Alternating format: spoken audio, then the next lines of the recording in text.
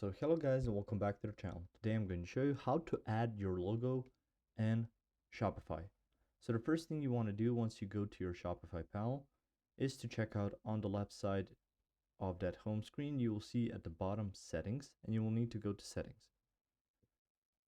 On the settings page, you will see here under general, you will see your plan, billing, users, payment, checkout, and many more options underneath. You can see your store, you can see your billing address. You can see then store defaults underneath, as well as order ID, order processing, store assets, and you can see your resources and organizations and store transfers.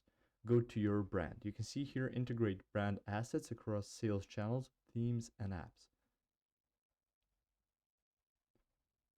From here, you can see the option for brand. What should you add?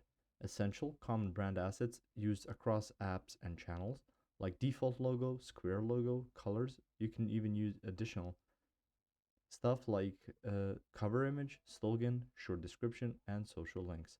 You can see underneath for just logos, used for most common logo applications. So you can add a default logo through these type of files, recommended with 512 pixels minimum. So they even give you some recommended ratios you should use when adding a logo so your shop can really stand out with a good logo.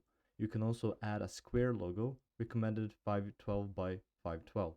So once you've decided how your logo should look like, you can click the plus sign, and then you will see through your file explorer. You just need to locate the image you've saved on your PC. If you found this information helpful or useful, you can like the video. You can also share the video. You can subscribe to the channel and click the notification bell to get notified about new videos on Shopify or some other topics you might find interesting as well. Thank you very much for watching this video, and as always, I'll see you guys in the next one. Goodbye.